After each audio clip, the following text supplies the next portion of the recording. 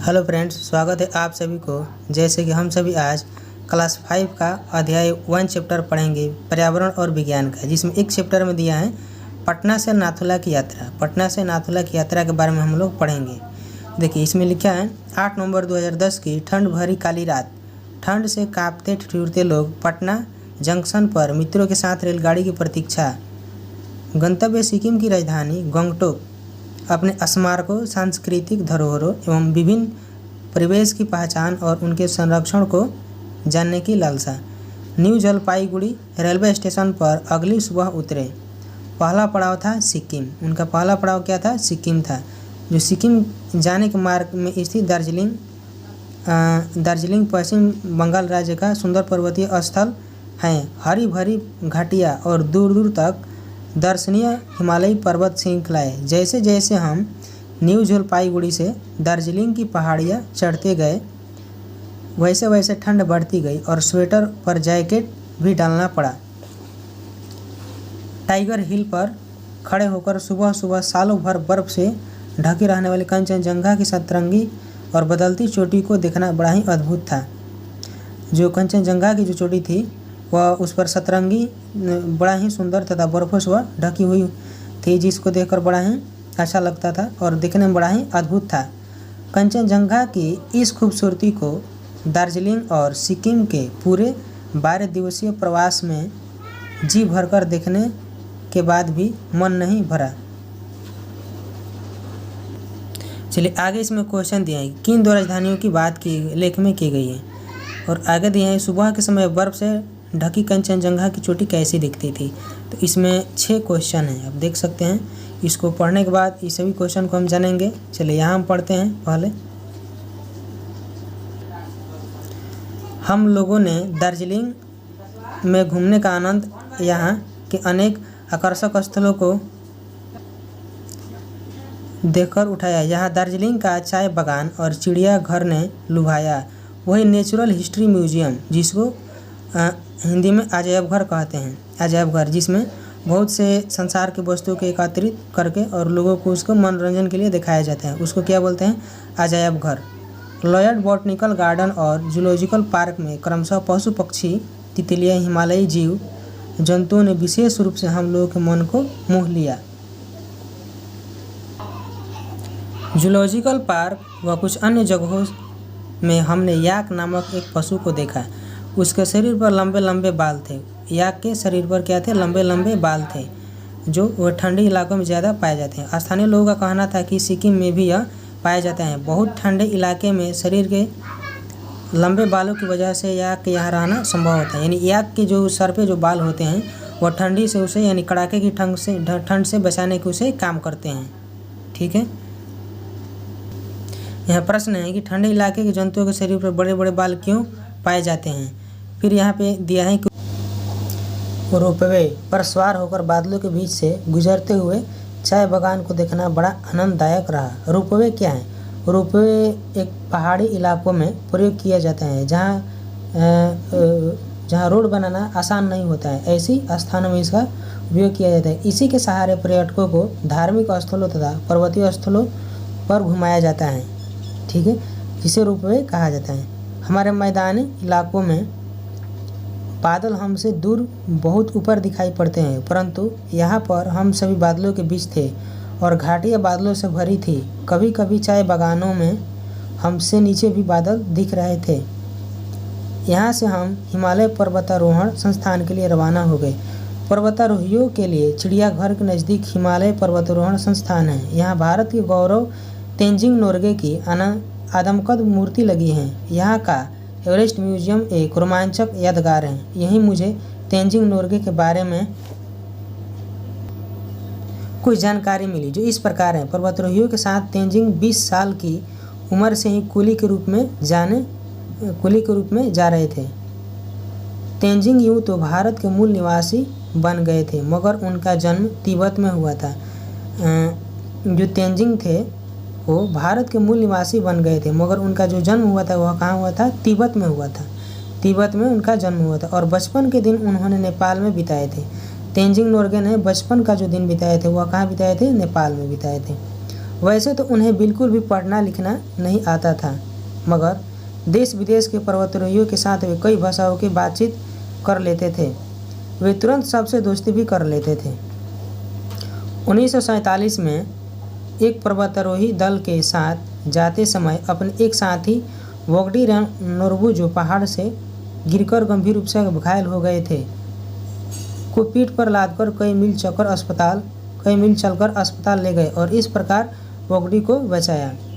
सन 1953 में तेंजिंग नोर्गे और sir Edmund Hillary के साथ हिमालय पर्वत श्रृंखला के सबसे ऊंची शिखर एवरेस्ट के समुद्र तल से जो इतना मीटर ऊंचा है पर चढ़े और विजय का झंडा गाड़ा। देखिए यहाँ क्वेश्चन दिया है कि तेंजिंग नोर्गे के बारे में अपने शब्दों में लिखे। तेंजिंग नोर्गे के बारे में, तो यहाँ इसके बारे में लिखा गया है कि तेंजिंग नोर्गे जो थे वहीं यहाँ दर्शाया गया है कि 20 साल की उम्र में वे कुली के रूप में जाने जाते थे। यूँ तो वे भारत के मूल निवासी बन गए, लेकिन वे उनका जन्म तिब्बत में हुआ था। इन्हें कई भाषाओं का ज्ञान हो गया था, जो पढ़े लिखे भी बिल्कुल नहीं थे, फिर भी इन्होंने दोस्ती कर बातचीत करके बहुत सी भाषाओं का ज्ञान हो चुका था। चलिए आगे देखते हैं। देखिए इसमें इसी के बारे में दिया गया है कि पर्वतारोहण पर कैसे चढ़ा जाता है, उस चढ़ने के लिए क्या क्या हमें तो किन चीज़ों की आवश्यकता पड़ती है, जैसे टेंट, रस्सी और पर्वतारोहण के लिए पानी, गर्म कपड़े इत्यादि लेकर जाना पड़ता है। चलिए आगे सवाल देखते हैं। इसमें सवाल दिया है कि पर्वतारोहण के लिए क्या क्या तैयारियां करनी पड़ती हैं। फिर इसमें आगे दिया है कि संस्थान में पर्वतारोहण के काम आने वाली विभिन्न प्रकार की सामग्रियां संजोकर रखी गई है। यहाँ प्रशिक्षण की भी व्यवस्था है। पर्वतारोहियों को ऊंचाई पर जाने के पश्चात विभिन्न प्रकार की कठिनाइयों का सामना करना पड़ता है, जैसे में बारिश, आंधी, तूफान, अत्यधिक ठंड और ऑक्सीजन की कमी का मुकाबला करना पड़ता है, क्योंकि ज्यों-ज्यों वे ऊपर जाते हैं ऑक्सीजन की कमी होने लगती है। आंधी, पानी और तूफान भी अत्यधिक होने लगता है और उन्होंने ऑक्सीजन की भी उसकी व्यवस्था करनी पड़ती है। उन्हें विशेष प्रकार के बने जूते और कपड़े पहनने पड़ते हैं।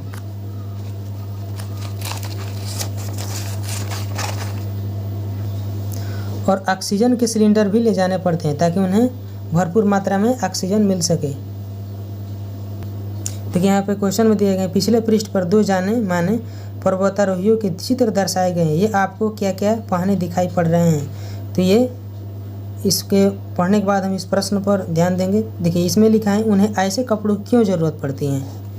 फिर आगे दिया है कि संस्थान के सदस्यों ने बताया कि सिर की सुरक्षा के लिए सर्दी, गर्मी व बरसात में अलग अलग किस्म की टोपियाँ पहनी जाती हैं, आँख के लिए चश्मे पहने जाते हैं और हाथ के लिए दस्ताने की आवश्यकता होती है। यहाँ हम लोग ने बर्फ़ के बीच सोने के लिए विशेष प्रकार का स्लीपिंग बैग भी देखा। इसके पश्चात हम लोग प्रशिक्षण देखने गए। यहाँ पर पर्वतारोहियों को अपनी पीठ पर सामान लादकर बर्फ़ की पहाड़ियों पर चढ़ने और सीधी ढलान पर उतरने का अभ्यास कराया जा रहा था। उनको यानी ऊपर चढ़ने के लिए कैसा प्रशिक्षण कराया जा रहा था, बर्फ़ की पहाड़ियों पर चढ़ने और सीधी ढलान पर उतरने का अभ्यास कराया जा रहा था, ठीक है, ताकि वो आसानी से अपनी गंतव्य स्थान पर पहुंच सके। रस्सी, कुल्हाड़ी, कुदाल के सहारे चढ़ाई कराई जा रही थी। सभी मज़े लेकर प्रशिक्षण प्राप्त कर रहे थे। फिर यहाँ क्वेश्चन में दिया है कि हाल फिलहाल ही बिस्तर की पर्वतारोही श्रीमती निरुपमा अग्रवाल ने माउंट एवरेस्ट की चोटी पर विजय प्राप्त की है। पर्वतारोहियों को चढ़ने के लिए किन किन सामानों की आवश्यकता होती है, इसकी सूची बनाएं। देखिए यहाँ इसमें सब दिया है कि सर्दी, गर्मी और बरसात में अलग अलग किस्म की टोपियाँ पहनी जाती हैं, जैसे आँख के लिए चश्मे और हाथ के लिए दस्ताने पहने जाते हैं। फिर बर्फ़ के बीच सोने के लिए स्लीपिंग बैग की आवश्यकता होती हैं और इसके बाद रस्सी, कुदाल, कुल्हाड़ी और भी बहुत सी चीज़ों की आवश्यकता होती हैं। चलिए आगे सवाल देखते हैं। पर्वतारोहण का प्रशिक्षण लेते समय लोग क्या क्या कर रहे थे।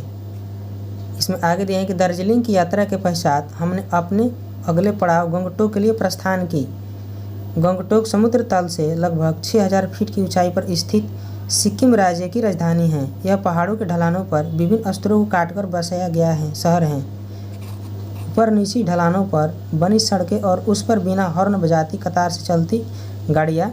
शहर के अंदर कहीं गंदगी, कूड़े कचड़े का नामो निशान नहीं था। सभी दुकानों के कचरे फेंकने के लिए एक अलग डिब्बे बनाए गए थे। किसी परिस्थिति में कोई भी किसी तरह का कचरा इधर उधर फेंक नहीं सकता था। शाम के समय महात्मा गांधी सड़क का अद्भुत नज़ारा था, बिल्कुल ही नज़ारा था। साफ सुथरी चौड़ी सड़क के बीचों बीच फूलों भरे पौधों से सुंदर सजावट, दोनों तरफ सजी धजी दुकानें, सड़क के बीचों बीच लकड़ी, लोहे एवं पत्थरों से बने बेंचों पर बैठकर धीमे भारतीय संगीत के साथ चाय कॉफ़ी की चुस्कियों का मजा ही कुछ और था। तरह तरह के फूल के पौधे से सुसज्जित सड़क का दृश्य देखते ही बनता था। यहाँ सड़क के किनारे पगडंडियों पर लोग चलते हैं, कभी आराम करने के लिए सड़क के बीच की इस सुसज्जित जगह पर बैठ जाते हैं। तभी लगने लगा कि हम अलग ही दुनिया में आ गए हैं। चलिए अब यहाँ प्रश्न इसको दिया है, यदि आपको अपने घर के आसपास ऐसा वातावरण बनाना हो तो उसके लिए क्या क्या करना चाहेंगे। तो उसके लिए हम अपने घर के आसपास की सभी जो कूड़ा कचरा तथा गंदगी वस्तुएं हैं सबको साफ करेंगे तथा आसपास के वातावरण को शुद्ध बनाएंगे और स्वच्छ बनाएंगे। चलिए आगे देखते हैं। सिक्किम पहाड़ों और घाटियों से भरा एक छोटा राज्य है। तीस्ता यहाँ की मुख्य नदी है। यहाँ मुख्यतः लेप्चा, नेपाली और भूटिया 3 जातियाँ निवास करती हैं। यहाँ के लोग मेहनती, सीधे, सरल और सहयोगी होते हैं। यहाँ की औरतें रंगीन कपड़े एवं मानकों से युक्त सोने की आभूषण पहनना पसंद करती हैं। गंगटोक में हम लोगों ने फूलों की बगीचा, बॉटनिकल गार्डन, रुमटेक मोनेस्टर आदि देखा। रुमटेक मोनेस्ट्री करमापा जो बौद्ध धर्म के गुरु का निवास भी है। यह बौद्ध धर्म का दर्शनीय स्थल है। यहाँ प्रश्न दिया गया है कि सिक्किम के लोग कैसे होते हैं। तो सिक्किम के लोग बहुत ही मेहनती होते हैं, जिसमें सिक्किम में नेपाली और भूटिया और लेप्चा 3 जाति निवास करती हैं। यहाँ के लोग मेहनती और सीधे सरल स्वभाव के होते हैं। और ये यहाँ की औरतें जो हैं रंगीन कपड़े पहनती हैं और सोने का आभूषणों को पहनना पसंद करती हैं। चलिए आगे देखते हैं। एक दिन हम लोग गंगटोक से 52 किलोमीटर दूर समुद्र तल से लगभग 14,500 फीट ऊंचाई पर स्थित नाथुला घूमने गए। यह भारत और तिब्बत की सीमा पर स्थित हैं। जैसे जैसे हम गंगटोक से आगे बढ़े और ऊपर चढ़े, ठंडी बढ़ती गई। इन पहाड़ों पर घुमावदार व सड़क सांप की तरह दिखाई पड़ रही थी। सड़क की एक तरफ पहाड़ और दूसरी तरफ हजारों फीट नीचे गहरी खाई थी। यह देखकर मन घबरा जाता था। देखिए, जब हम समुद्र तल से यानी ऊंचाई पर पहाड़ों पर चढ़ते हैं तो वहाँ की जो रास्ता होता है वह बिल्कुल ही सकरी होती है, यानी पतली रास्ते होती हैं जो पहाड़ों को काटकर उसे बनाया जाता है। और वह सीधा रास्ता नहीं होता है, वह सांप की तरह टेढ़े मेढ़े दिखाई पड़ता है। और वहाँ से नीचे जो हमारा जो धरातल होता है वह हजारों फीट के नीचे गहरी खाई की तरह दिखाई देता है। आखिर नाथुला आ गया। बिछी हुई बर्फ़ की चादरों के बीच हम सभी खड़े थे, उत्साहित और आनंदित। सबसे ऊंचाई पर शान से लहरा रहा था अपना प्यारा तिरंगा। इतनी ऊंचाई पर तिरंगे का लहराना देख मन गर्व से भर गया। दूसरी ओर चीन देश का झंडा भी लहरा रहा था। अपने देश की रक्षा के लिए सीमा पर चौकस वीर सैनिक हम सब लोगों का मार्गदर्शन भी कर रहे थे। यानी जो जा रहे थे उन सबको वे मार्गदर्शन कर रहे थे। सांस लेने में थोड़ी दिक्कत आ रही थी। 50-60 सीढ़ियाँ भी चढ़ना मुश्किल हो रहा था। सांस फूलने लगी। सैनिक बर्फ़ पर न चलने एवं सीढ़ी पर रुक कर चलने को कह रहे थे, क्योंकि वहाँ ऑक्सीजन की कमी हो रही थी और चढ़कर ऊंचाई पर चढ़ने पर हमारी परेशानी भी होती है और सांस भी फूलने की दिक्कत समस्या बढ़ जाती हैं। बच्चों को दौड़ने के लिए मना किया जा रहा था। बच्चे तो ठारे बचे, भला कहाँ रुकने वाले थे। एक बच्चा बेहोश हो गया। सभी चिल्लाने लगे, जल्दी कैंप ले जाओ, ऑक्सीजन दो, ऑक्सीजन दो। सैनिकों ने उसे तुरंत मेडिकल कैंप में पहुंचाया। प्राथमिक उपचार के बाद बच्चा स्वस्थ होकर वापस आ गया। देखिए, इसके बारे में यहाँ प्रश्न दिया हुआ है कि वह बच्चा क्यों बेहोश हुआ। क्योंकि वह बच्चा अधिक ऊंचाई पर चढ़ने के पश्चात वहाँ ऑक्सीजन की कमी थी। ऑक्सीजन न मिलने के कारण वह बच्चा बेहोश हो गया। फिर आगे देखते हैं। नाथुला का रास्ता प्राचीन काल में सिल्क मार्ग के नाम से जाना जाता था। चीन के यात्री इसी कठिन मार्ग से चलकर विक्रमशिला, पाटलिपुत्र, नालंदा और बोध गया तक आते थे। हमने यहाँ लगभग 1 घंटा बिताया। ऊंचे पर्वतीय स्थल अपने प्राकृतिक सौंदर्य, स्वच्छ वातावरण और शांत माहौल से सभी को अपनी ओर आकर्षित करते रहेंगे। ऐसी भावना के साथ हम सभी लोगों ने वापसी की यात्रा शुरू की। ठीक है, चलिए आगे सवाल देखते हैं।